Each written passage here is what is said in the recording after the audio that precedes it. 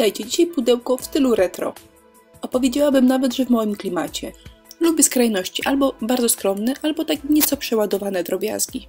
Będę ozdabiała proste kwadratowe pudełko, bo takie o wyszukanych kształtach walczą o lepsze z naszymi pomysłami na ich zdobienie. Żeby uplastycznić pudełko, zastosuję kwadracik. Jeżeli komuś się podoba, zapraszamy do naszego sklepiku. A papier też pochodzi z naszej inspirolowej kolekcji. Zapraszamy. Umiejscowienie kwadrata na obrazku sprawdzamy pod światło. Do przyklejania szkoda kleju decoupage. Lepszy jest zwykły klej do papieru, np. Hot Glue. Tego typu kleje są mocne, nie potrzeba papieru moczyć przed przyklejaniem. Ale dokładnie wygładzić przez koszulkę do dokumentów zawsze warto. Zyskujemy pewność, że obrazek został przyklejony idealnie. Pudełko pomalowałam farbą w kolorze nijakim.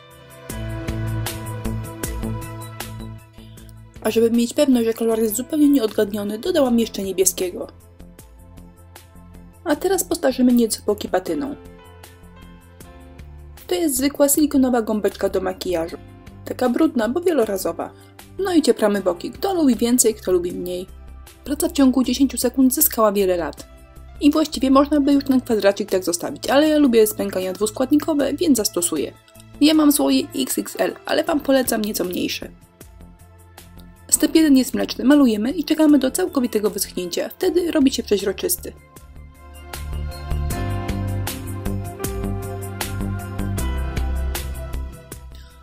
Czary-mary i mamy suche. Teraz nakładamy step 2. Nakładamy, a nie malujemy, ponieważ potrzebna nam jest warstwa. Grubość mniej więcej 1-2 mm. Za cienka warstwa po prostu Wam nie popęka. Czekamy kilka godzin do wyschnięcia. Jeśli już jest prawie suche, możemy sobie pomóc suszarką. Zobaczcie, widać dobrze spękania. Trzeba je wypełnić najlepiej patyną bądź pastą postarzającą. Patynę wcieramy i natychmiast zdejmujemy jej nadmiar. Nie możemy zostawić do wyschnięcia, bo zaschnie i będzie problem ze starciem. Olbrzymi plus tego spękacza. Popatrzcie, tego nie trzeba już lakierować. Piękny połysk, ładne spękania, no mnie akurat o to chodziło. A teraz powierzchnia nijaka nabierze charakteru. Użyję przepięknego szablonu arabeski. Aby praca była spójna kolorystycznie, wzory odbiję tym kolorem farby, którym pomaluję denko. A tak wygląda nowy komplet gąbeczek silikonowych z Rossmana, całe 7 zł. Wzory mają być nierówne, takie zmęczone czasem, więc sprawdzam, czy przypadkiem nie wychodzi za ładnie. Dół miał być w tym samym kolorze co arabeski, ale skłamałam. Po wnikliwej analizie zagadnienia kolorystyki doszłam do wniosku, że przydałby się jaśniejszy kolor. O, a to były naleciałości ze starej pracy. Malujemy, suszymy i teraz patynka. Po dzień bez patyny dniem straconym.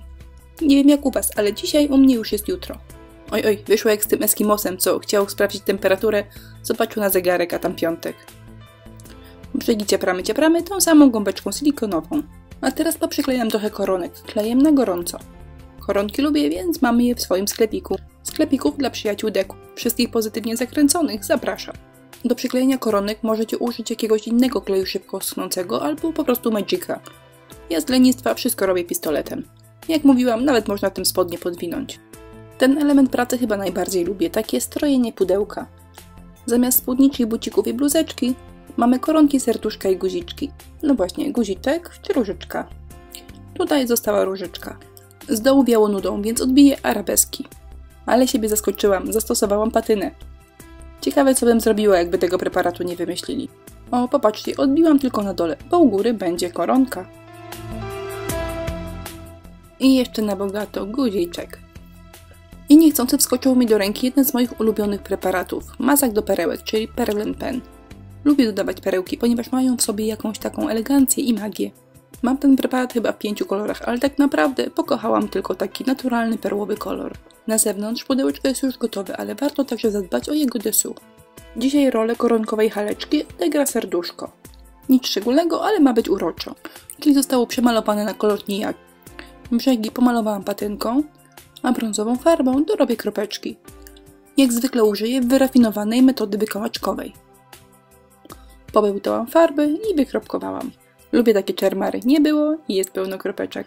No i jeszcze sznurek. Jak tak dalej pójdzie, to założę klub miłośników koronek i sznurków. Mam nadzieję, że znajdzie się parę chętnych. Serduszko przyklejone i wszystko skończone.